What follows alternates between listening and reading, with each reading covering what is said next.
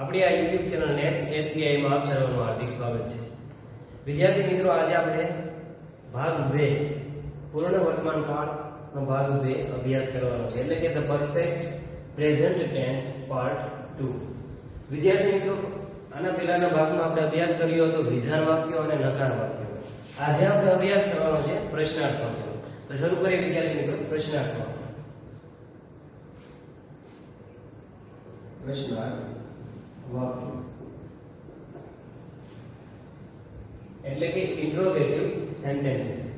વિદ્યાર્થી મિત્રો, પ્રશ્નાર્થ વાક્યોના મુખ્યત્વે બે પ્રકારો છે, જેમ કે આપણે દર વખતે જોતા આવીએ છીએ દરેક ટેન્સમાં. એક છે સાદા પ્રશ્નાર્થ વાક્યો અને બીજા છે WH ભાવ પ્રશ્નાર્થ વાક્ય. આ બે પ્રકારો છે, એનો આજે આપણે અભ્યાસ કરવાનો છે પૂર્ણ વર્તમાન કાળમાં. તો 1 by 1 આપણે જોઈએ મિત્રો. તો પહેલો પ્રકાર છે સાદા પ્રશ્નાર્થ વાક્ય.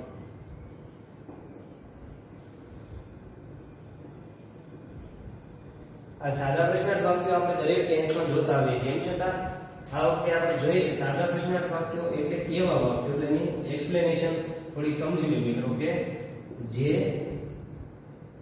પ્રશ્નાર્થ વાક્યની શરૂઆત સહાયકારક ક્રિયાપદ. વિદ્યાર્થી મિત્રો, આ સહાયકારક ક્રિયાપદ લખેલું છે. સહાયકારક ક્રિયાપદ થી થતી હોય અને જેના જવાબ માત્ર યસ અથવા નો, યસ અથવા નો વડે આપી શકાતા હોય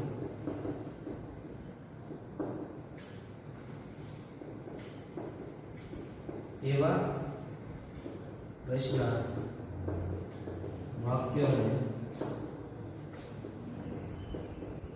સાદા પ્રશ્નાર્થ વાક્યો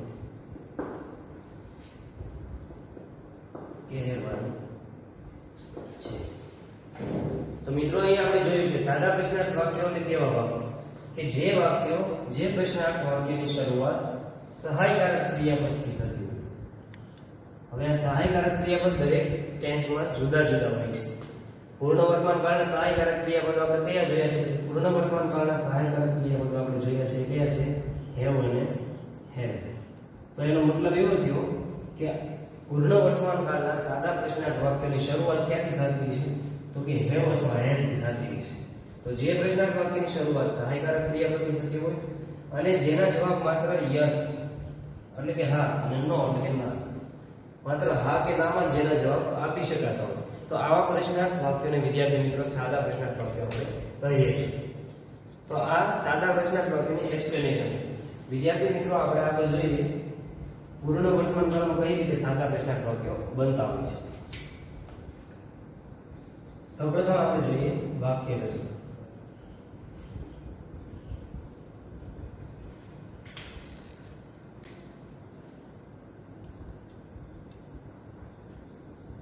પ્રશ્નાર્થ વાક્ય છે એટલા માટે શરૂઆત ક્યાંથી થશે? તો કે સહાયકારક ક્રિયાપદ. એટલે સહાયકારક ક્રિયાપદ કયું છે? હેવ અથવા હેઝ. આપણે સીધું લખીએ હેવ હેઝ, હેવ અથવા હેઝ. ત્યારબાદ તમારે મૂકવાનું છે વાક્યનો કર્તા.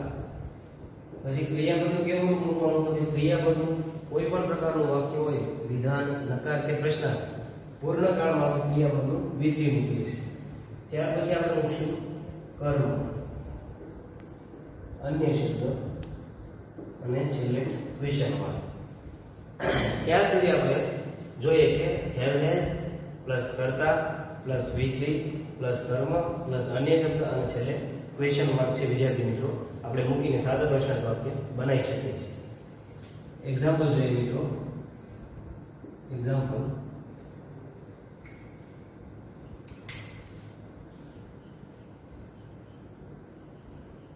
Amit has made a cake. અહીંયા આપણને એક વિધાન વાક્ય આપેલું છે, Amit has made a cake. આ વિધાન વાક્યને આપણે આ વાક્ય રચનાનો ઉપયોગ કરીને સાદા પ્રશ્નાર્થ વાક્યમાં વિદ્યાર્થી મિત્રો ફેરવવાનું છે. તો જોઈએ કે વિધાન વાક્યને સાદા પ્રશ્નાર્થમાં કઈ રીતે ફેરવશું. તો સૌપ્રથમ કોને મૂકશો, હેવ યા તો હેઝ ને. એ કોના ઉપયોગથી, તો કે કર્તાના ઉપયોગને ધ્યાનમાં રાખીને તમે હેવ અથવા હેઝ મૂકો છો. તો કર્તા અહીંયા અમિત છે એટલા માટે શું લાગે છે, હેઝ. અને આમે જ્યારે વિધાન વાક્ય આપેલું હોય ત્યારે તમારે શું કરવાનું છે કે ઉપરના વાક્યમાં રહેલ સહાયકારક ક્રિયાપદ આગળ લઈ લીધું અને કર્તાને પાછળ મૂકી દીધું. માત્ર આ બે પદને એક્સચેન્જ કરો વિદ્યાર્થી મિત્રો, આગળ ઇમેજ વાક્ય રચના રહે છે. હેઝ છે આગળ જો આપણે લઈ લીધું છે, જ્યારે અમિત અહીંયા આપેલું છે એટલે કે કર્તા પાછળ. હેઝ અમિત V3 મૂકો, તો V3 આપેલું છે આપણે મેડ કર્મ શું કે કેક, કેક.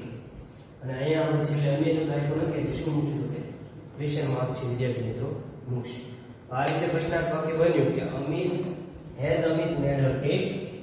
વાક્ય શું બને છે, has Amit made a cake. અમિતે કેક બનાવી હતી. આપણે ગુજરાતીમાં એવું પૂછશે કે અમિતે કેક બનાવી હતી, કેક બનાવી. તો આના જવાબમાં આપણે જોયું કે આના જવાબ કાં તો યસ અથવા તો નો. તો યસ અથવા નો વડે આપણે આના જવાબ આપી શકતા હોઈએ છીએ. તો આનો જવાબ શું આવશે વિદ્યાર્થી મિત્રો, તો કે પેલા આપણે યસ થી જવાબ લઈએ, યસ. ત્યારબાદ અલ્પવિરામ કરવા અને અમિત માટેનું સર્વનામ લખો, યસ હી. અમિત માટે શું લખશો તમે, હી. Yes he. અને સર હી ની સાથે શું મુકાય છે, તો કે હેઝ મુકાય છે. આને વિદ્યાર્થી મિત્રો કેવો જવાબ કહેવાય છે, તો કે ટૂંકમાં હકાર જવાબ. અને કેવો જવાબ આપણે કહીશું, ટૂંકમાં હકાર જવાબ. સાદા પ્રશ્નાર્થનો જવાબ આપણે ટૂંકમાં હકારમાં આપ્યો છે. હવે માની લો કે એને નથી બનાવી, આપણે એવું કેવું છે કે ના તેને નથી બનાવી, તો એને પણ આપણે ટૂંકમાં નકારમાં નો વડે લખી શકીએ છીએ, નો હી હેઝ નોટ નું ટુકડું મૂકો વિદ્યાર્થી મિત્રો. આપણે નકારમાં જોયું તો હેઝ નોટ નું ટુકડું થાય છે હેઝન્ટ. તો નો હી હેઝન્ટ એવી રીતે તમે લખીને મૂકી શકો. અને તમે કહી શકશો ટૂંકમાં નકાર જવાબ. તો અહીંયા તમે નોટિસ કરી લીધો કે પહેલા આપણે વિધાન વાક્ય એને સાદા પ્રશ્નાર્થ વાક્યમાં ફેરવ્યું અને ત્યાર પછી આપણે યસ અને નો માં એના જવાબ લખ્યો. તો આ રીતે તમે સાદા પ્રશ્નાર્થ વાક્ય છે એને બનાવી શકો છો. અહીંથી વર્તુળીથી જોયું કે પ્રશ્નાર્થના તો કે બે પ્રકાર. એક છે સાદા પ્રશ્નાર્થ વાક્ય, બીજું છે WH આવો પ્રશ્નાર્થ વાક્ય. જેમાં આપણે પહેલું છે સાદા પ્રશ્નાર્થ વાક્ય કે જે પ્રશ્નની શરૂઆત સહાયકારક ક્રિયાપદ.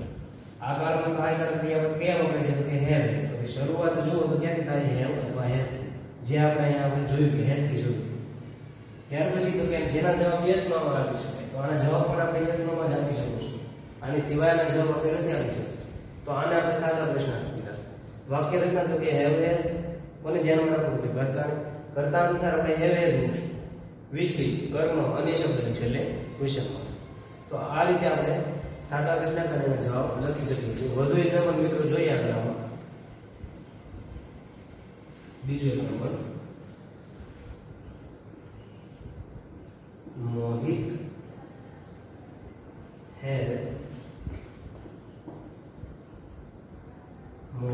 has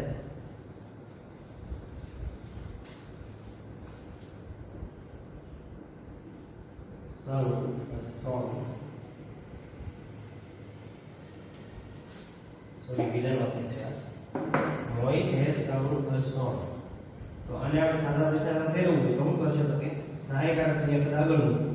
કર્તા છે એ પાછળ મૂકો, સહાયકારક આગળ મૂકશો. તો આગળ સહાયકારક મૂકો has, પછી શું આવશે, તો કે મોહિત. જે આપણે ઉપરની વાક્ય રચના અનુસાર જ બનતા હશે. જુઓ તો કે has, ત્યારબાદ પછી કર્તા અહીંયા છે મોહિત. V3 અને કર્મ મૂકો. V3 આપણી પાસે છે તો કે સિંગ નું V3 થાય સં, જે અહીં લખેલું છે સં. અને શું ગાયું, શું પૂછતા તમને મળી ગયું વાક્ય મારે એનું કર્મ, તો કે અ સોંગ. છેલ્લે મૂકો ક્વેશ્ચન વાક્ય વાક્ય બનતું હશે. તો હેઝ મોહિત સંગ અ સોંગ. મોહિતે ગીત ગાયું હતું. તો આનો જવાબ લખી છે હા તેણે ગાયું કે યસ હી હેઝ. અથવા આપણે કેવું છે કે ના તેણે ગાયું નથી, તો તમે વિદ્યાર્થી મિત્રો લખી શકો no he hasn't. Has Mohit sung a song? Yes, he has. અને જો નથી ગાયું તો no, he hasn't. વિદ્યાર્થી મિત્રો આ રીતે તમે જવાબ જે લખો છો યસ અને નો, એ જ જવાબને તમે પૂરા વાક્યમાં પણ બોલી શકો, પણ યસ નો લગાડવો ફરજિયાત છે. જો આપણે બીજા વાક્યનો પૂરા વાક્યનો જવાબ દેવો છે, પૂરા વાક્યમાં યસ થી કેવું છે જવાબ, તો કઈ રીતે કહીશું? તો કે યસ he અથવા Mohit, yes Mohit has sung a song અથવા yes he has sung a song, તો પણ જવાબ સાચો છે. એવી જ રીતે નકાર વાક્યમાં તો કે નો મોહિત hasn't અથવા તો મોહિત has not sung a song, તો બંને રીતે જવાબ આપી શકાય છે. પરંતુ આનો જવાબ માત્ર તમે શેમાં લખી શકો છો? તો કે યસ અથવા નો માં લખી શકો છો. આગળ જોઈએ આપણે example.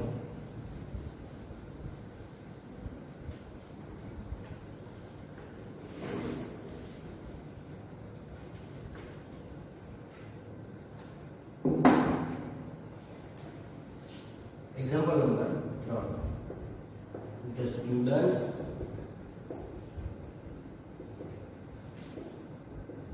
have written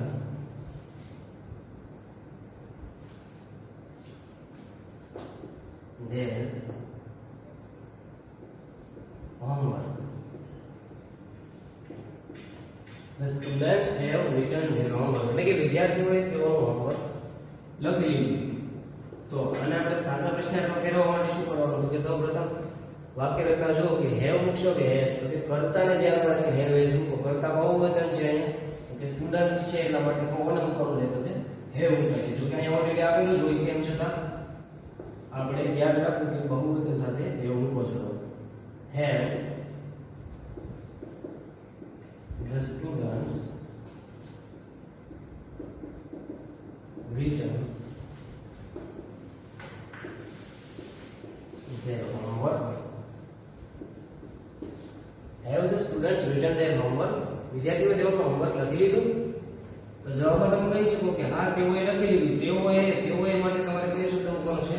yes they. Yes they. અને બહુવચન હોવાથી તમારે મૂકવાનું છે they સાથે have. they સાથે આપણે has નથી મૂકતા, પણ શું મૂકીએ છીએ? have. yes they have. જો અહીંયા એક વચન હતું he, તો yes he has. પણ અહીંયા બહુવચન they શબ્દ છે સર્વનામનો, તો yes they have. અને નકારમાં મૂકીશું તો કે no they haven't. no they haven't. તો આ રીતે તમે સાદા પ્રશ્નાર્થ વાક્યો છે એ બનાવીને એના યસ અથવા નો થી જવાબ આપી શકો છો. તો આ આપણે પહેલો પ્રકાર પૂરો કર્યો, સાદા પ્રશ્નાર્થ વાક્ય. હવે આપણે જોઈએ બીજો પ્રકાર, વિદ્યાર્થી મિત્રો WH હાવ પ્રશ્નાર્થ વાક્ય. તો મિત્રો જોઈએ બીજો પ્રકાર. બીજો પ્રકાર છે WH હાવ પ્રશ્નાર્થ વાક્ય.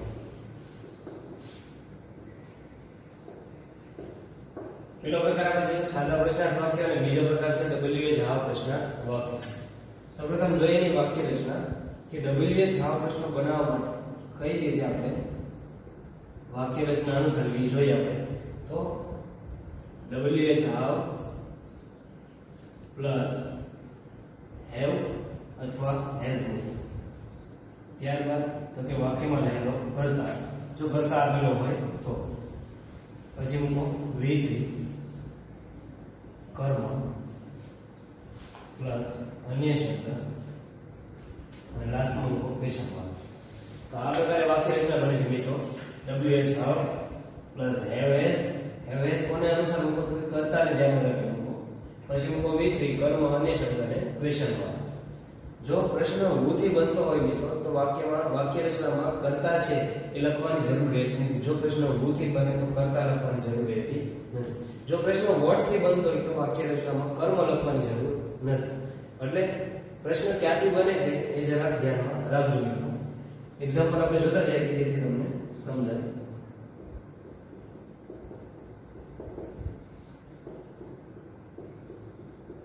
Kavita has written a poem just now. હવે અહીંયા વિધાન વાક્યમાં આપણને કહ્યું છે કે Kavita has written a poem just now. તો કરતા છે અહીંયા કવિતા. કવિતાએ હજી હમણાં જ તે કવિતા લખી એટલે કે કાવ્ય લખ્યું, પોએમ લખી છે, હજી હમણાં જ લખી જસ્ટ નાઉ. તો મિત્રો જો આપણે અંડરલાઈન આપી છે અહીંયા કવિતાના નામની નીચે, તો સ્વાભાવિક છે કે આપણે પ્રશ્ન ક્યાંથી બને છે તો કે કર્તાને જાણવા માટે પ્રશ્ન બને છે વુ થી. તો જે આપણે હમણાં કહ્યું કે વુ થી પ્રશ્ન બને તો વાક્ય રચના આ જ લાગુ પડે, પરંતુ આપણે કર્તાને લખવાનો રહેતો નથી. તો બનશે વુ એટલે કોણે લખ્યું કે કવિતા લખી વુ. તો WH મૂક્યા પછી હેવ મૂકો કે હેઝ એ કર્તાને ધ્યાનમાં રાખવાનું હોય છે, પરંતુ અહીંયા આપણી પાસે કર્તા તો છે નહીં, આપણે કર્તા જાણવા માંગીએ છીએ. તો જ્યારે આપણને ખબર છે કે કોણે લખી, કર્તા તમે આમ નથી જાણતા પણ કેટલા લોકોએ લખી, એક વ્યક્તિ લખી કે એક કરતા વધારે લખી. જો એક વચન વ્યક્તિ લખી એવું તમે જાણવા માંગો છો તો પ્રશ્ન તમે હેઝ થી બનાવો, અને એક કરતા વધારે વ્યક્તિઓએ કવિતા લખી એવું તમે જો જાણવા માંગતા કે કેટલા કોણે કોણે લખી કવિતા, એવી રીતે તમે બહુવચનમાં પ્રશ્ન પૂછવા માંગતા હો તો અહીંયા હેવ આવશે. પરંતુ જ્યારે તમને કરતા ખબર હોતી નથી ત્યારે એક નિયમ યાદ રાખો કે સહાયકારક ક્રિયાપદ હંમેશા એક વચનનું મૂકવાનું રહે છે. તો કે who has, ત્યાર પછી તો કે કર્તાનું સ્ટેપ કાપીને has પછી તમે સીધું મૂકી શકો with. who has written a poem just now. આ રીતે પ્રશ્ન બને કે who has written a poem just now. લાસ્ટમાં હું છું ક્વેશ્ચન માર્ક. માની લો આપણે આ જ તે વાક્યમાં અંડરલાઈન આપ્યું હોય a poem નીચે, તો બીજો પ્રશ્ન છે એ ક્યાંથી બને છે તો કે જ્યારે આપણે કર્મની નીચે અંડરલાઈન આપ્યું ત્યારે પ્રશ્ન આપણે પૂછીએ છીએ કે કવિતાએ શું લખ્યું. તો શું થી જ્યારે પ્રશ્ન બનતા હોય છે ત્યારે આપણે અંગ્રેજીમાં લખાય છે what, કે what. હવે what મૂક્યા પછી તમારે શું કરવાનું કે have અથવા has મૂકો, એ કર્તાને ધ્યાનમાં રાખો. હવે તમે કર્તાનો ઉપયોગ કરી શકો છો કારણ કે અંડરલાઈન છે a poem નીચે. તો કવિતાનું નામ હોવાથી અહીંયા has છે એ આપણે મૂકી શકીએ છીએ પ્રશ્નમાં કે what has કવિતા, V3 મૂકો તો V3 આવશે written, અને ત્યારબાદ વિદ્યાર્થી મિત્રો તમારું મૂકવાનું છે અન્ય શબ્દ just now.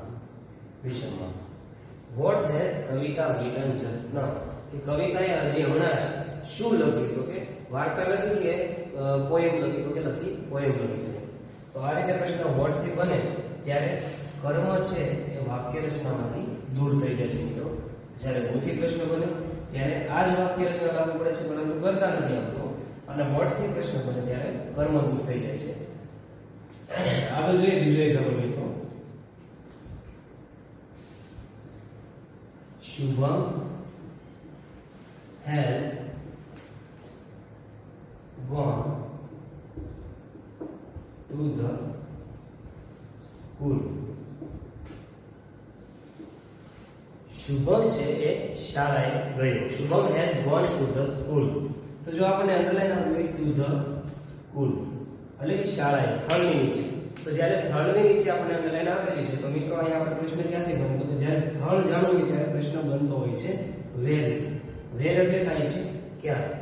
તો કે where has, સહાયકારક ક્રિયાપદ has એટલા માટે મૂકશો કારણ કે એક વચન નામ છે મિત્રો. ત્યાર પછી તમે કર્તા લખો where has શુભમ. આપણે આ જ વાક્ય રચનાને અનુસરવાની છે મિત્રો. WH ત્યાર પછી તમે મૂકો છો તો કે has મૂકો છો, કર્તાનું નામ તો કે શુભમ, પછી મૂકો V3 કે V3 છે અહીંયા gone. where has Shubham gone. અને ત્યાર પછી જો વાક્યમાં કોઈ અન્ય શબ્દ ન આવે તો તમે વાક્યને અહીંયા પૂરું કરીને ક્વેશ્ચન માર્ક મૂકી શકો છો. તો આ પ્રશ્ન આપણને બને કે where has શુભમ gone, કે શુભમ ક્યાં ગયો કે શુભમ શાળાએ ગયો. he has gone to school. જોઈએ ત્રીજો પ્રશ્ન.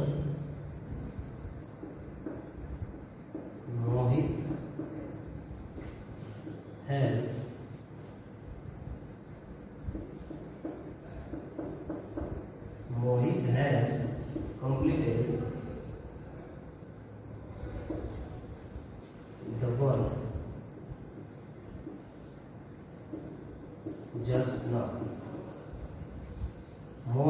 has completed the work just now. મોહિતે હમણાં જ એનું વર્ક છે, જે કાર્ય આપેલું છે એ પૂરું કર્યું. હવે મિત્રો આપણને જસ્ટ નાવ ની નીચે અંડરલાઈન આપ્યું એટલે એ સમયની નીચે અંડરલાઈન છે. તો જ્યારે સમયની નીચે મિત્રો અંડરલાઈન આપ્યું હોય ત્યારે પ્રશ્ન ક્યાંથી બનતો હોય છે? તો કે સમય જાણવા માટે આપણે પ્રશ્ન પૂછીએ છીએ when. જેમ આપણે સ્થળ જાણવું હોય તો પ્રશ્ન પૂછીએ છીએ where, એમ સમય જાણવો હોય તો પ્રશ્ન પૂછાય છે when. કે when has, ત્યાર પછી તો કરતા રહો, when has Mohit completed the work. અને ત્યાર પછી તો અંડરલાઈન કરેલો શબ્દ લખવાની જરૂર નથી, ક્વેશ્ચન માર્ક. તો પ્રશ્ન બન્યો WH when થી. ત્યાર પછી તમે મૂક્યું તો કે has મૂકો છો. કરતા કોણ છે? તો કે કરતા મોહિત છે. V3 તો કે V3 આ મૂક્યું આપણે કમ્પ્લીટેડ. અને ત્યારબાદ તો કે કર્મ મૂકો. કર્મ શું આવશે? the work.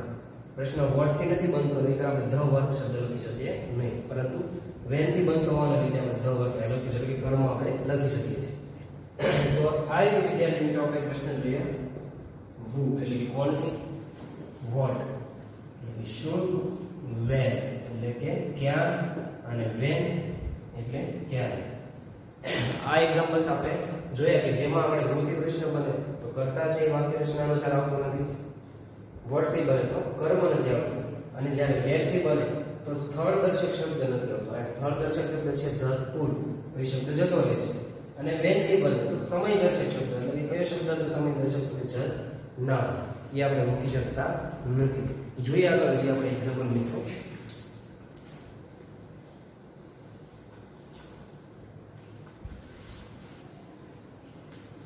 આ WH પ્રશ્નો છે વિદ્યાર્થી મિત્રો, પરીક્ષામાં ખૂબ જ ઉપયોગી બને છે અને પૂછાતા પ્રશ્નો છે તમારા, એટલે ખાસ ધ્યાન આપીને સ્ટડી કરજો. અને એવું લાગે તો વાક્ય રચના વારંવાર રિપીટ કરતા રહેજો કે જેથી તમને આ WH પ્રશ્નો છે આવડી શકે. જોઈએ આગળ example.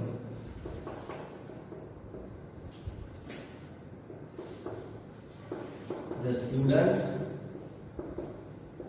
have played Kho-Kho on the ground. Underline છે on the ground. વિદ્યાર્થીઓ ખોખો રમ્યા, અને ક્યાં રમ્યા? તો on the ground, મેદાન ઉપર રમ્યા. જ્યાં પ્લે ગ્રાઉન્ડ એટલે ગ્રાઉન્ડ એટલે મેદાન પર એ લોકો રમ્યા. તો પ્રશ્ન મિત્રો ક્યાંથી બને? તો કે જ્યારે આપણને આવું સ્થળ, ક્યાં રમ્યા? તો કોઈ સ્થળ ઉપર કે મેદાન ઉપર રમ્યા. સ્થળ નીચે જ્યારે અંડરલાઈન આવે ત્યારે પ્રશ્ન ક્યાંથી બનતો હોય છે? તો કે આપણે હમણાં જોયું કે where થી બનશે. where એટલે કે ક્યાં. ગુજરાતીઓ પ્રશ્ન બનાવો તો પણ તમને ઈઝીલી પ્રશ્ન બનાવતા આવડી શકે છે કે વિદ્યાર્થીઓ ખોખો ક્યાં રમ્યા? તો મેદાન ઉપર રમ્યા. તો where થી પ્રશ્ન બનાવો. ત્યાર પછી have કે has, તો કે have મૂકો, કારણ કે સ્ટુડન્ટ શબ્દ બહુવચન છે. કરતા તો કે અહીંયા પહેલા આપણે કરતા કોણ છે? the students, એટલે વિદ્યાર્થીઓ.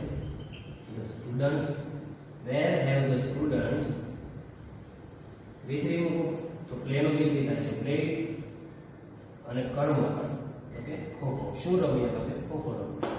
ક્વેશ્ચનમાં તો વિદ્યાર્થીઓ ખોખો ક્યાં રમ્યા? તો કે ઓન ધ ગ્રાઉન્ડ, મેદાન પર. Example number 5.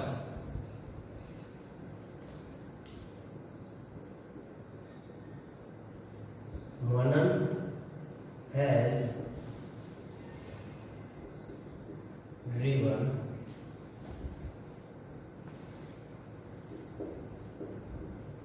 Mohan's car. Manan has driven Mohan's car એટલે કે મનને મોહનની કાર છે, ગાડી છે ચલાવી. તો મનને મોહનની ગાડી ચલાવી, એમાં અંડરલાઈન આપી દીધું કે મોહનની ગાડી.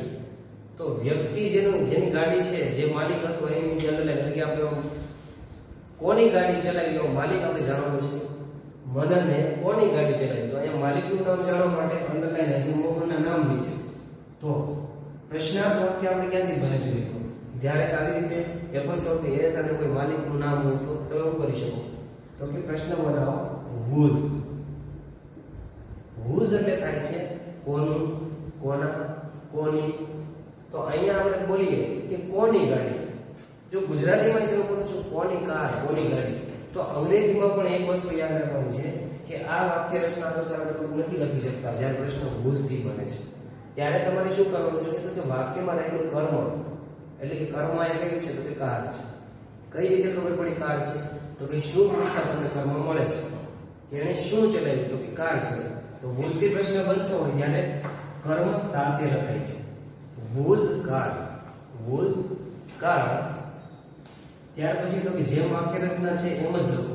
ફરી એકવાર તમને આ વાક્ય રચના સમજાવી દઉં છું. જ્યાં WH હાઉ પ્લસ હેવ અથવા હેઝ પ્લસ કર્તા પ્લસ કર્મ અન્ય શબ્દ પ્લસ ક્વેશ્ચન માર્ક. સોરી મિત્રો આ કર્તા ભાગ વીથી આપણે લખવાનું છે.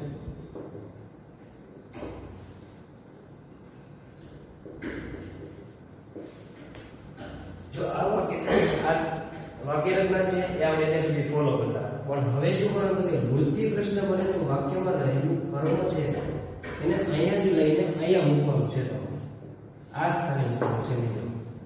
આ કર્મ જ્યારે વોઝથી પ્રશ્ન બને આપણે વોઝથી બનાવીએ છીએ તો કર્મ છે એને ક્યાં મૂકવાનું તો કે WH પછી તરત મૂકવાનું છે. તો કર્મ અહીંયા લીધું કાર તો એ આપણે આ વાક્ય રચના અનુસાર કર્યું કે વોઝ પછી આપણે મૂક્યું કાર. Was car. ત્યારબાદ તો કે આગળની વાક્ય રચના અનુસાર તો કે હેઝ મૂક્યું કારણ કે વનન નામ છે પછી કરતા તો કે વનન લખો. Whose car has વનન.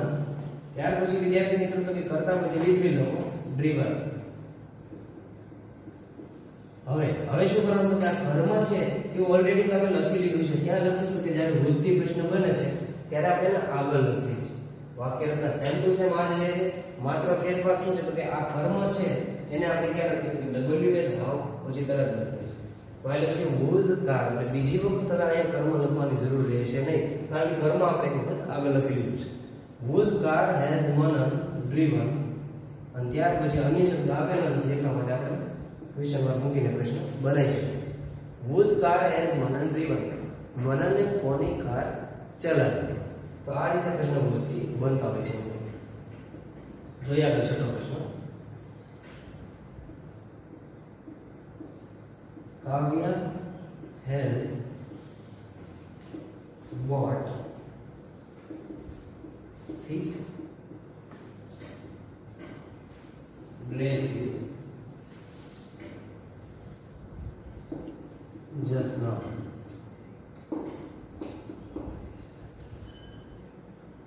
હવે વાક્ય બને છે કે Kavya has bought 6 dresses just now. કાવ્યાએ હમણાં જ તે 6 ડ્રેસ એટલે કે 6 ડ્રેસ છે બહુવચનમાં ડ્રેસીસ કહેવાય છે 6 ડ્રેસ છે ખરીદ્યા. અંડરલાઈન આવે છે સંખ્યાની નીચે. તો જ્યારે સંખ્યા નીચે મિત્રો અંડરલાઈન આવે છે ત્યારે આ જ વાક્ય રચના આપણે લાગુ પડશે કે જે આપણે વોઝ પછી તરત કર્મ લખો છો એવી જ રીતે અહીંયા WH હાઉ જ્યાંથી બનતો હોય છે એની પછી તરત તમારે કર્મ લખવાનું હોય છે. પરંતુ પ્રશ્ન એ થાય કે આ પ્રશ્ન આપણે બનાવો કયા WH કે હાઉ નો ઉપયોગ કરીએ. તો જ્યારે પણ સંખ્યા નીચે માત્ર સંખ્યાની નીચે અંડરલાઈન હોય અને એના પછી બહુવચન નામ હોય. સંખ્યા નીચે અંડરલાઈન હોય ત્યારબાદ બહુવચન નામ હોય તો પ્રશ્ન વિદ્યાર્થી મિત્રો હાઉ મેની થી બને છે કારણ કે કોઈ સંખ્યા જે ગણી શકાય એવી વસ્તુની સંખ્યા દર્શાવેલી છે જે આપણે જાણવાની હોય છે કે કેટલા ડ્રેસ ખરીદ્યા છે. એટલા માટે પ્રશ્ન કેટલા એવું જાણવા માટે સંખ્યા માટે આપણે પૂછીએ છીએ હાઉ મેની પ્રશ્ન બને છે. તો હાઉ મેની લખી લીધા પછી તમારે શું કરવાનું છે તો કે વાક્યમાં તરત કર્મ મૂકવાનું છે. જેમ અહીંયા વોઝ પછી કર્મ મૂકો છો એમ હાઉ મેની પછી પણ તમે કર્મ મૂકી શકો છો. તો કે હાઉ મેની ત્યારબાદ તો કે આ શબ્દ મૂકી દો ડ્રેસીસ. કેમ એ શબ્દ મૂક્યો કારણ કે આ શબ્દ શું છે તો કે વાક્યનું કર્મ. કઈ રીતે તમે જાણી શકો કે કર્મ છે તો કે શું પૂછો કે કાવ્યાએ શું ખરીદ્યું તો કે ડ્રેસ ખરીદ્યો. તો એ શું પૂછતા તમને જે ડ્રેસીસ શબ્દ મળે છે એ કર્મ છે જે આપણે હાઉ મેની પછી તરત મૂક્યો છે. હાઉ મેની ત્યારબાદ કર્મ અને હવે હેવ એઝ કરતા ને આગળની વાક્ય રચના અનુસાર લખતા જાઓ. હાઉ મેની ડ્રેસીસ હેઝ કાવ્યા ત્યારબાદ મૂકો V3 બોટ અને અન્ય શબ્દ સીધા લખી દો. V3 લખ્યા પછી તમારે સીધું શું લખવાનું છે તો કે અન્ય શબ્દ લખવાનું છે. આ સ્ટેપ લખવાનું નથી કેમ કે ઈ આપણે ઓલરેડી અહીંયા લખી ચૂક્યા છે. તો V3 પછી અન્ય શબ્દ આપેલા છે એટલે હા જસ્ટ નાવ આપેલા છે તેને આપણે અહીંયા લખો જસ્ટ નાવ. ત્યાર પછી ક્વેશ્ચન માર્ક મૂકો. તો આ રીતે પ્રશ્નાર્થ વાક્ય બની જાય છે વિદ્યાર્થી મિત્રો. How many dresses has Kavya bought just now? કે કાવ્યાએ જસ્ટ હમણાં જ કેટલા ડ્રેસીસ ખરીદ્યા? તો આ રીતે મિત્રો આપણે આજે બીજો પ્રકાર છે WH હાઉ એની આજે ચર્ચા કરી અને આપણે જોયા પ્રશ્નાર્થ વાક્યના બે પ્રકારો, એક સાદા પ્રશ્નાર્થ વાક્ય અને બીજા WH હાઉ પ્રશ્નાર્થ વાક્ય. તો આજે મિત્રો અહીંયા આપણે આ ટોપિક રાખીએ છીએ અને ફરી પાછા જ્યારે નવા વિડીયો લેક્ચરમાં મળશું ત્યારે નવા ટોપિક સાથે મળશું મિત્રો. ત્યાં સુધી ગુડ બાય, જય હિન્દ.